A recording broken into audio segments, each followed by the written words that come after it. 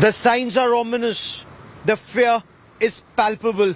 The apprehensions are very real. The world is standing on the brink of a possible apocalypse brought by the Russia-Ukraine war. And this is a direct conflict now between Russia and the United States of America. Is the world actually looking at the possibility of the Third World War?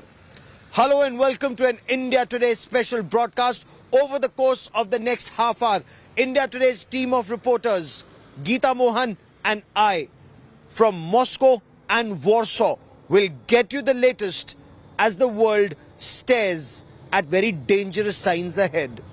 It's been a month since the world has been plunged into a massive crisis.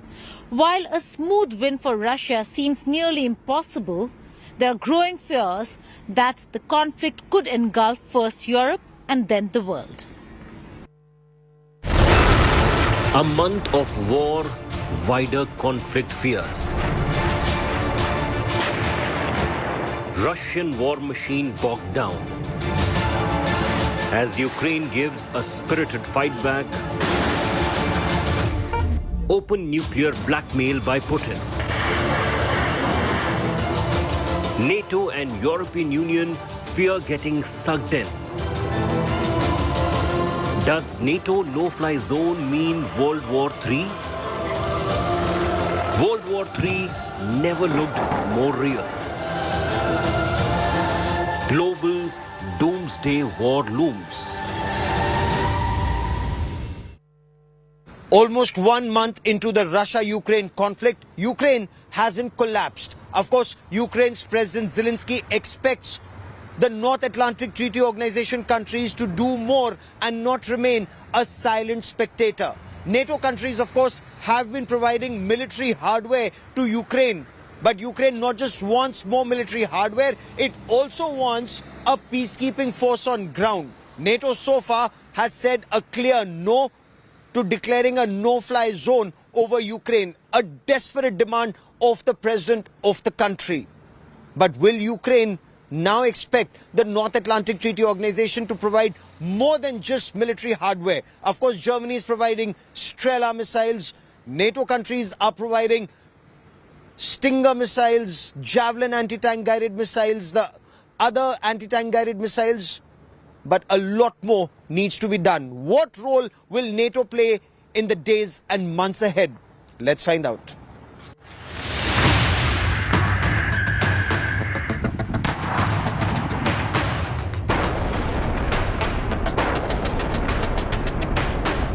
The war in Ukraine is now a month old and counting.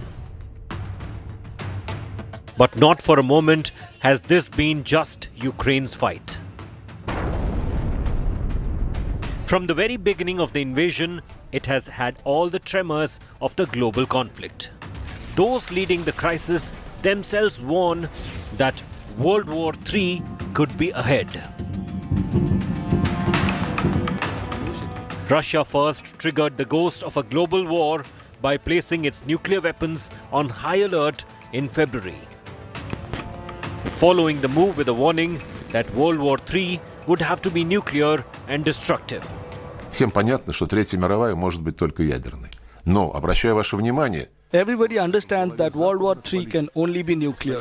It is in the heads of the Western politicians that nuclear war is always revolving and not in the heads of the Russians. уверяю, что мы не позволим. That is why I assure you that we will not allow any provocations to force us out of the balance. But if a real war against us starts developing, those who carry out such plans must have a think. Реальную войну, ну, это, наверное, должны думать об этом те, кто такие планы вынашивает, а они... Amidst Ukraine's sustained pleas for NATO to impose a no-fly zone over the invaded nation, Russia raised the spectre again, warning that any such move could trigger a third world war. And that's probably the reason why, despite vehemently condemning Russia, the US or the European Union have rejected Zelensky's demand to declare Ukraine's airspace a no-fly zone. Хочемо запровадити закриття неба, тому що We конкретно want to close the airspace because our children are being deliberately killed. Білорусі і Missiles, bombs, jets are flying from the territory of Belarus and Russia. і бомбардировщики. Any move in this direction will be viewed by us as a participation in the armed conflict of whichever side whose territory will pose a threat to our service members. That very second, we will view them as participants of the military conflict, and it would not matter what members they are. И уже все равно, какими там членами они являются. Wars were fought in Iraq, Syria, and also between two of the biggest nations, China and India.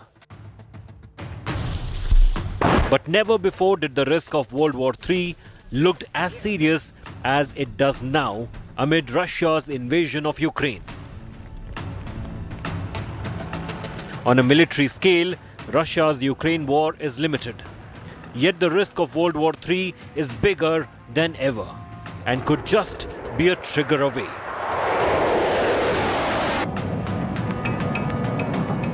Till now, Europe or America have refrained from sending troops to fight against Russia, limiting their response to sanctions and military aid. So why is the ghost of another world war so strong? World War is the name given to two multilateral wars that were essentially European. The First World War, fought during 1914 to 19, mainly involved Germany, Austria-Hungary and Turkey against the Allies, France, the UK, Soviet Russia, Italy, Japan, and from 1917, the United States. The Second World War, fought between 1939 to 1945, mainly involved Germany, Italy and Japan against France, UK, US and Soviet Russia.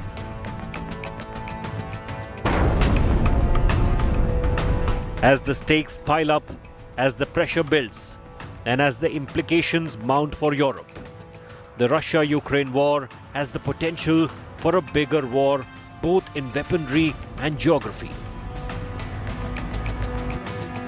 Will NATO be pushed to impose a no-fly zone?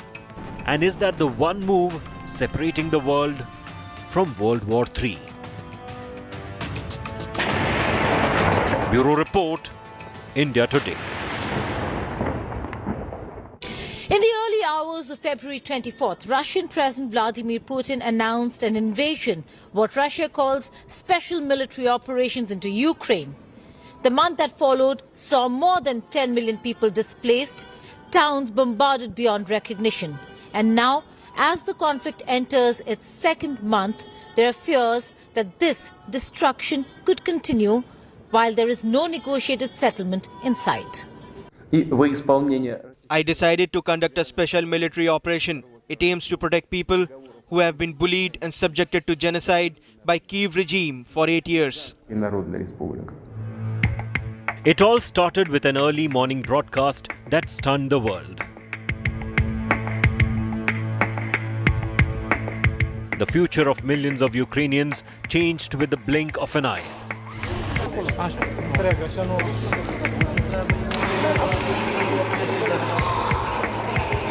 Now, a month and counting, Ukraine has survived ruthless bombing, brutal attacks, and endless hellscape.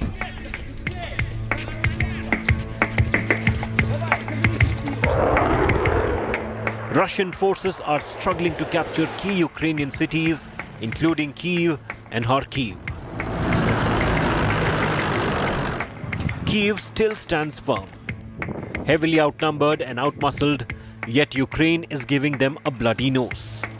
I thank everyone who acts in support of Ukraine, in support of freedom, but the war continues. The acts of terror against peaceful people go on. 1 month already. That long. It breaks my hearts of all Ukrainians and every free person on the planet. The war has spared no one. Toddlers, Kids, youngsters, elderly, all victims. Since the Russian invasion of Ukraine, over 10 million people have fled their homes, mostly women and children. With each passing hour, Ukraine war is fast becoming the fastest growing humanitarian crisis Europe has seen since the Second World War.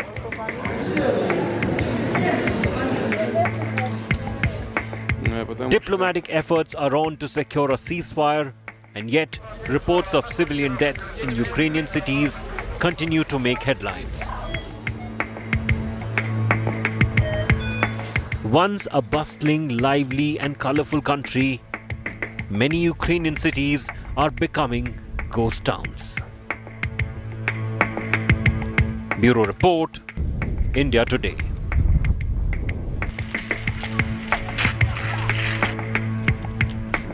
Make no mistake, this is Cold War 2.0. Ukraine may just be the excuse, but this is the United States of America and Russia going head for head. The two biggest military powers, the two biggest nuclear powers in the world are facing off. Nuclear forces are being tested. Nuclear forces are carrying out their exercises. What does this mean? Not just for Ukraine or Russia. What does this mean for this region, for Europe, and actually the entire world? There is a clear realignment taking place globally, as our next report tells us more.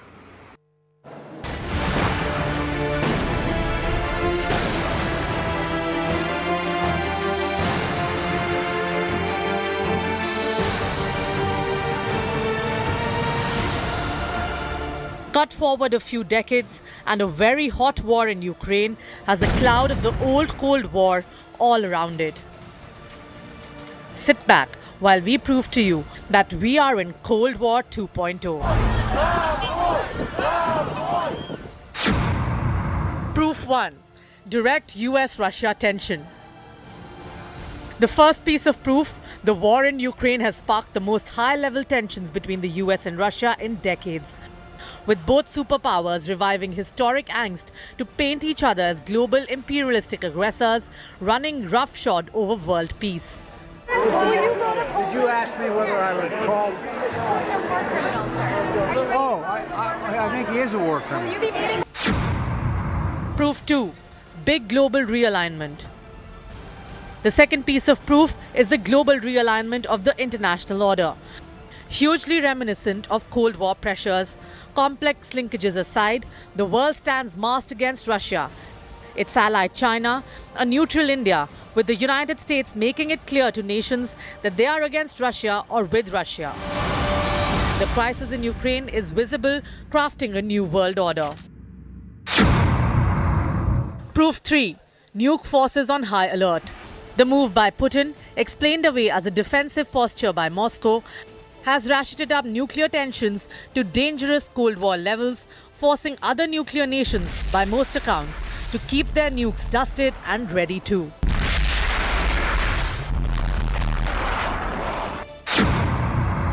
Proof 4. Biowarfare allegations.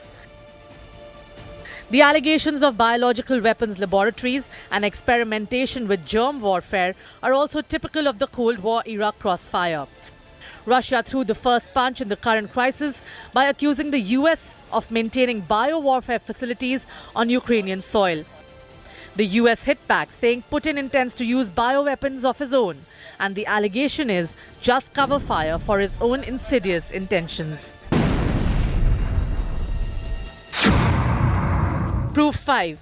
Isolation through airspace. With several nations closing their airspace to Russia, the sense of geographic isolation has heightened dramatically in the first few weeks of the Ukraine invasion.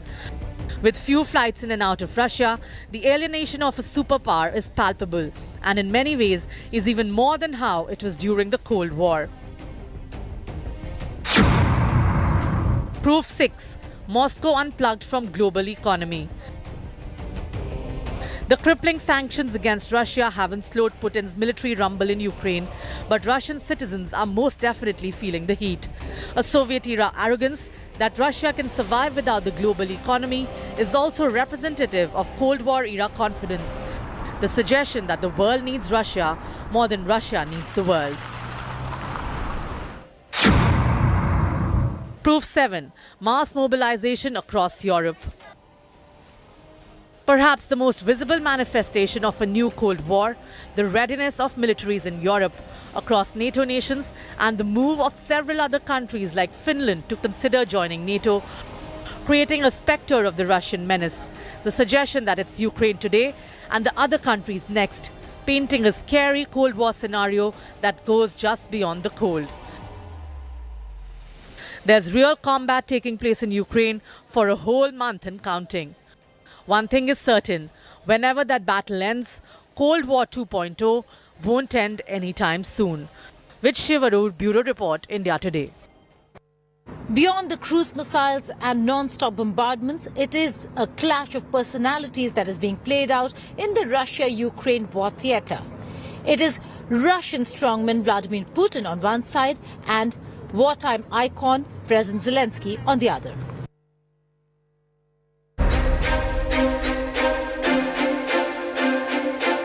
One is a strong man.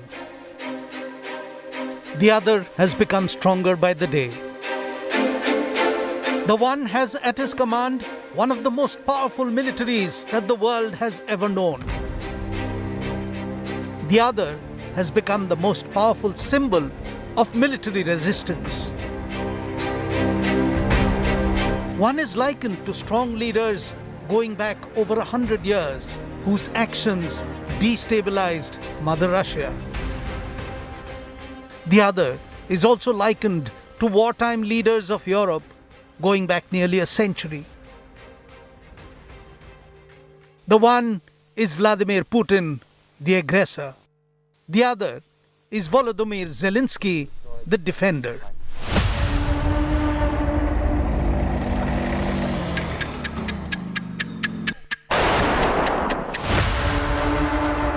If only this were a computer game. But it is not, and lives are being lost at every instance. As one man pushes his army to invade, destroy, and kill. And the other man pushes back. Pushes back against the invader. Pushes the conscience of the world to help him keep alive the freedom of choice. Ми боремося за наші права, свободу, за життя. А зараз ми боремося за виживання. Тому що не хочемо втратити те, що в нас є, те, що наше. I am addressing the President Biden. You are the leader of the nation, of your great nation. I wish you to be the leader of the world.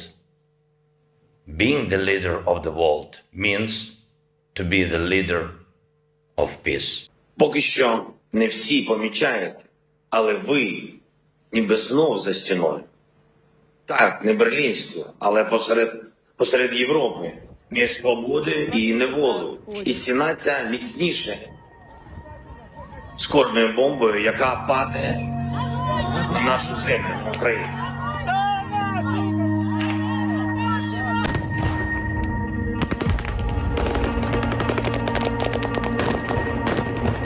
If only this were history from the past.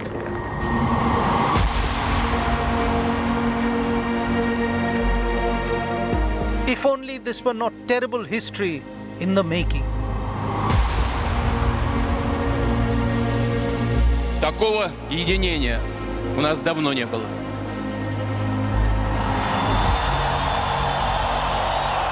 Vladimir Putin, in the 22nd year of his power, is no longer an individual. He's a system.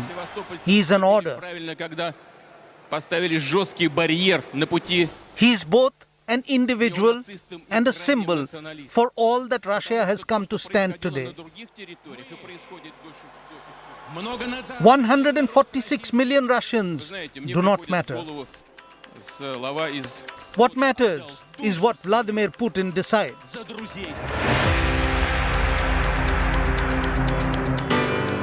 Putin is more than an individual. He has become synecdoche, a minuscule Russian who has made himself represent the whole of it. Vladimir Zelensky, in his third year in office, is no longer the comedian he was. He has grown in importance far beyond the boundaries of his beleaguered country. Zelensky, in his military t-shirt, is a symbol too. Zelensky is resistance, a rallying call for 41 million Ukrainians. Zelensky too is a synecdoche, where the whole of Ukraine is represented in its one single minuscule part.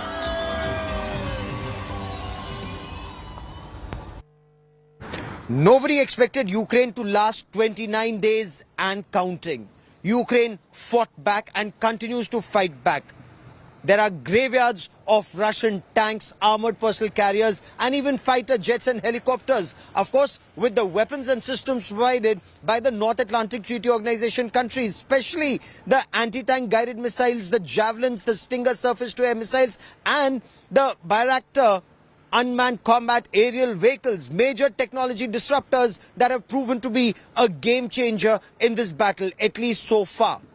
But the question remains, how long can Ukraine survive in the days and weeks ahead as Russia intensifies its assault on Ukraine?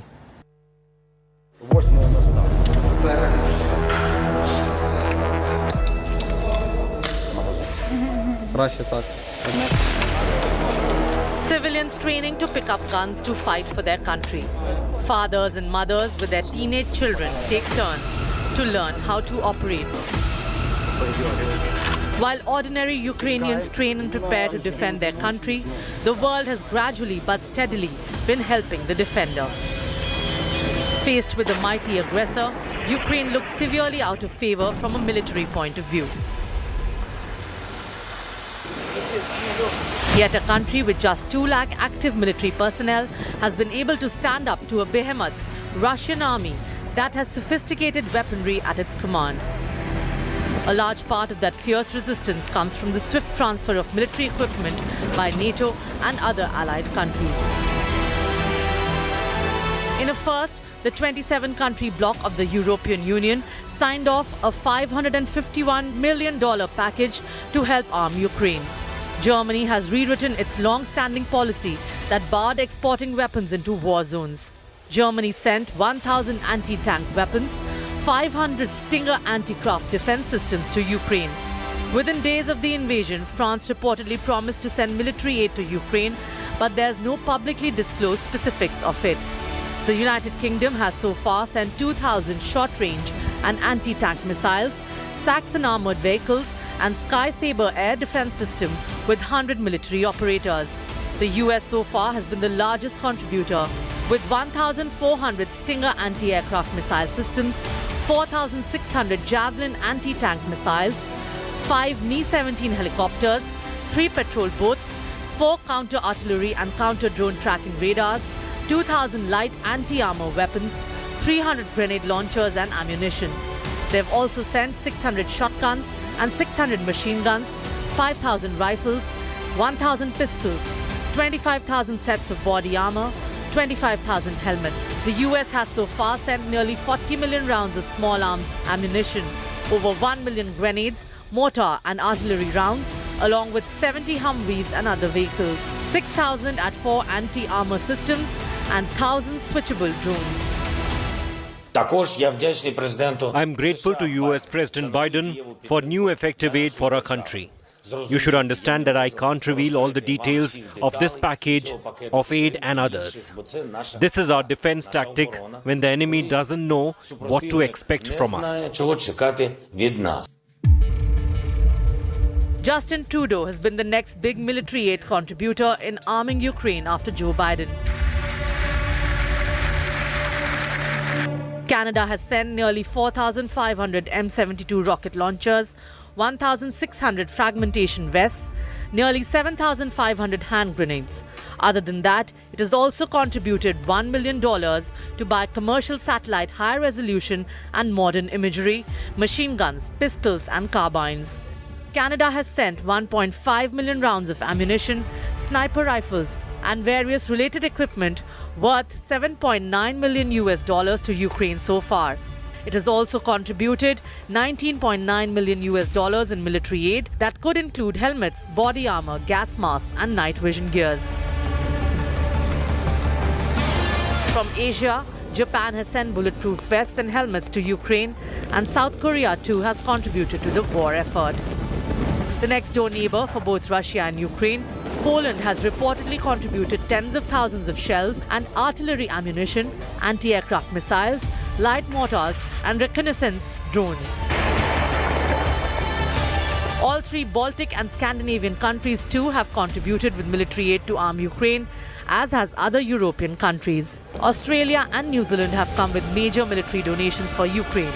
But for now, all this help from around the world has not been able to convince Putin's army to back down. The war continues and destruction abounds.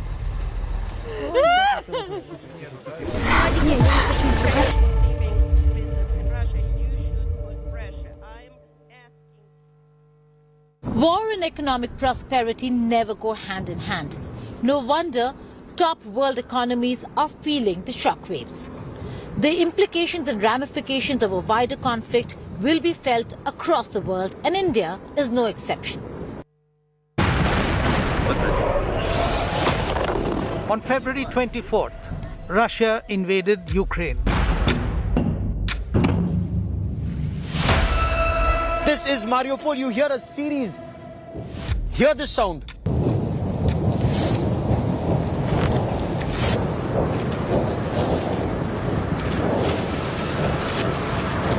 Hear this sound. This is Mariupol. This sounds like very intense artillery pounding. This in a way could well be Grad multiple barrel rocket launchers going one after the other. Zoom, zoom, zoom, zoom, zoom. On March 8th, US President Joe Biden raised the ante by announcing a ban on the import of Russian energy products. We're banning all imports of Russian oil and gas and energy. That means Russian oil will no longer be acceptable at U.S. ports, and the American people will deal another powerful blow to Putin's war machine. Over the days of the war, the price of crude has fluctuated, but it has mainly been going north, adding to India's challenges. And that is because India has to import 80% of its total fuel needs. It is estimated that India buys around 2% of its total crude oil requirements from Russia. The figures for the 10 months from April 2021 to January 2022 indicate that India imported some $2 billion worth of oil from Russia in that period.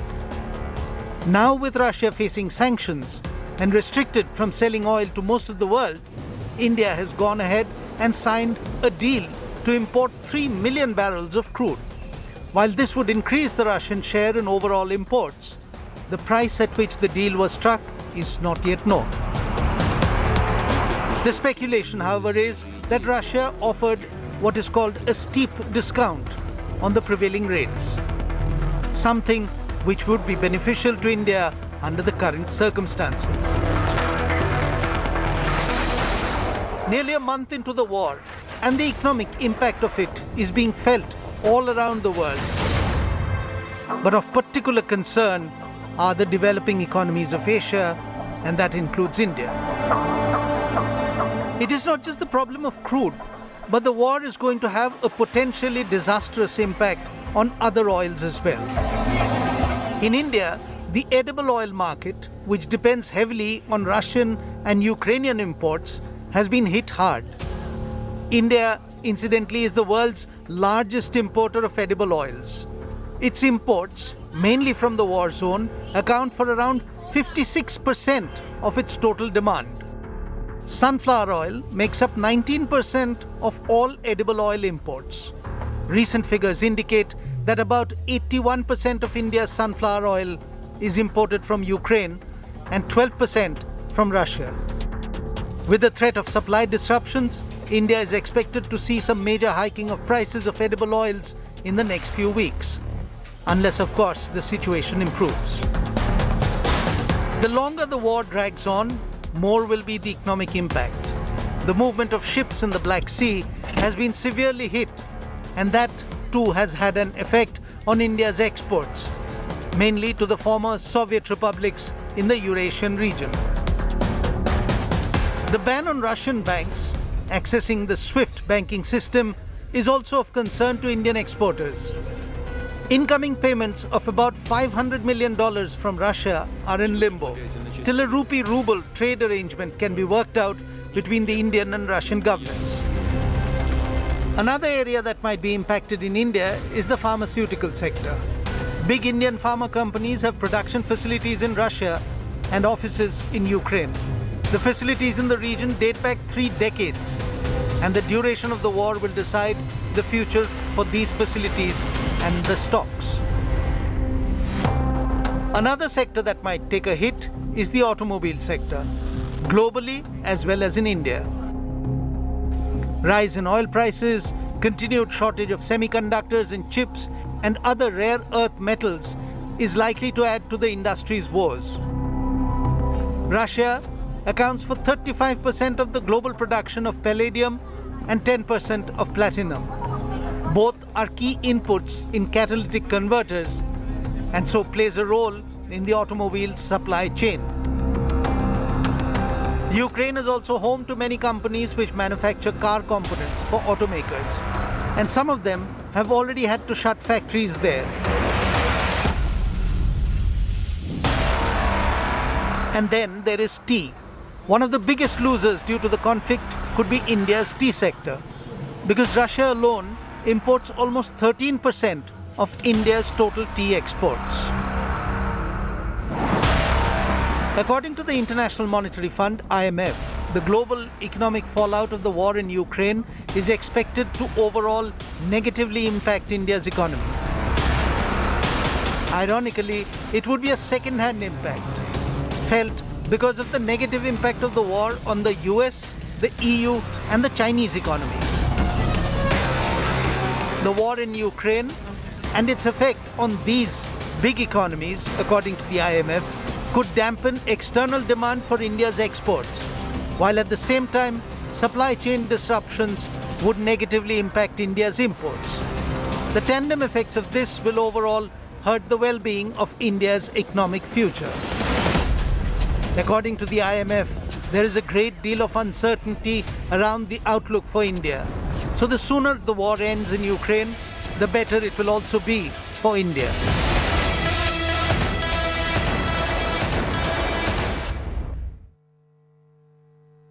US President Joe Biden is in Brussels. He also heads to Warsaw.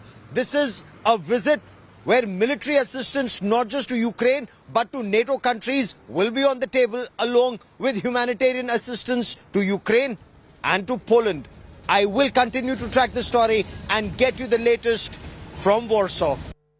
Moscow will keep a sharp eye on Biden's next moves with NATO allies. Keep watching India Today for an unparalleled war coverage.